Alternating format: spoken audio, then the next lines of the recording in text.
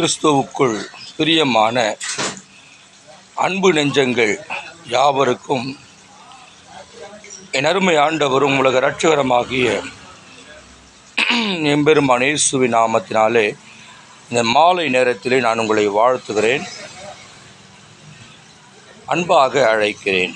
இன்றைய நாளிலே கர்த்தர் ஒரு வார்த்தையினாலே நம்மை தேற்று அரவணைக்க உதவி செய்வாராக. மனம் திரும்புங்கள், பரலோக ராஜ்யம் சமீபமாயிருக்கிறது. என கருமையான தேவஜனங்களே, உண்மையாகவே நாம் எந்த காரியத்திலே நாம் மனம் திரும்ப வேண்டும் என்பதை நாம் நன்றாய் உணர்ந்தவர்களாய் அந்த காரியத்திலிருந்து நாம் மனம் மாற வேண்டும். பிரியமானவர்களே, சிலர் மனமாற்றம் அடைந்துவிட்டேன் என்று சொல்லியும் பல தவறுகளை அவர்கள் செய்து வருகிறபடினாலே ஆண்டவருடைய கோபாக்கினைக்கு அவர்கள் ஆளாகி விடுகிறார்கள். ஆகையினாலே என் அருமை ஆண்டவர் யாரையும் கோபத்தினாலே அவர் தண்டிக்கிறவர் அல்ல.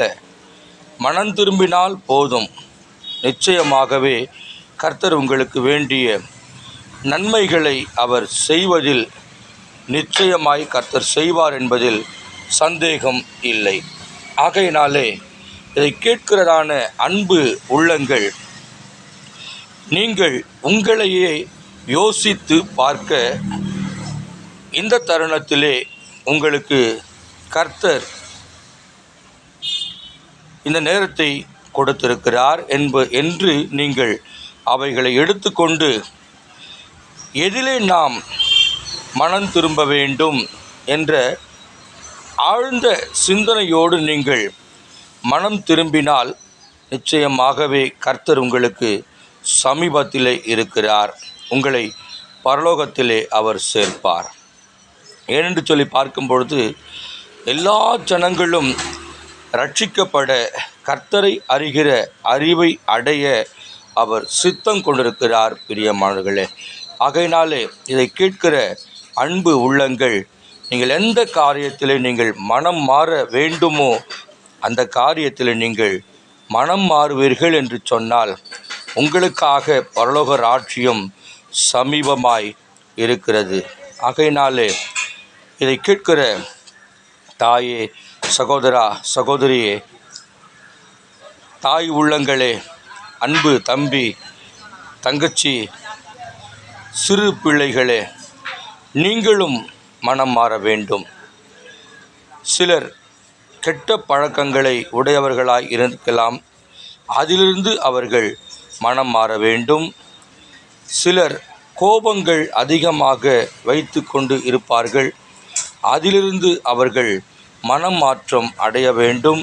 சிலர் அதிகமான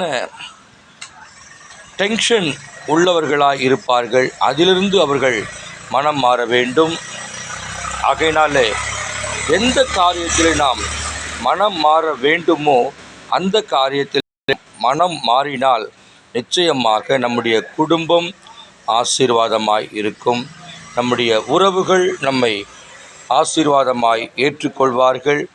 நம்முடைய சபை விசுவாசிகள் நம்மை ஆசீர்வாதமாய் வைப்பார்கள் என்பதில் சந்தேகம் இல்லை. ஆகையினாலே மனம் மாற்றம் மிக அவசியமாய் நமக்கு காணப்படுகிறது. இது காலம், இனி காலம் செல்லாது. பிரியமானவர்களே, இது கடைசி காலம்.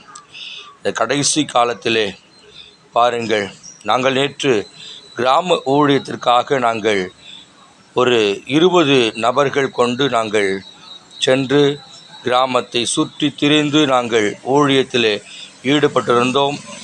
கடைசி சாயங்கால வேளையிலே 4 மணி அளவில் நான் பிரசங்கித்து கொண்டிருந்த நேரத்திலே ஒருவர், ஐயா, இங்கெல்லாம் நீங்கள் இயேசுவை பற்றி அறிவிக்க வேண்டாம் என்று அவர் திட்டவட்டமாய் சொல்லியிருந்தார்.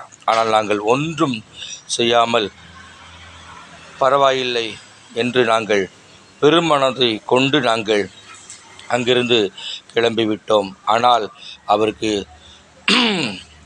என்ன நடந்தது என்று எங்களுக்கு தெரியாது. ஆனால் கர்த்தர் அவருடைய வாழ்வை, அவருடைய நிலைமையை கர்த்தர் தான் பார்க்க வேண்டும். நாங்கள் மதம் மாற்றவில்லை, மனம் மாறச் சொல்லுகிறோம். ஜெபிக்கலாமா? பரலோக பிதாவே, இந்த வேலைக்காக ஸ்தோத்திரம்.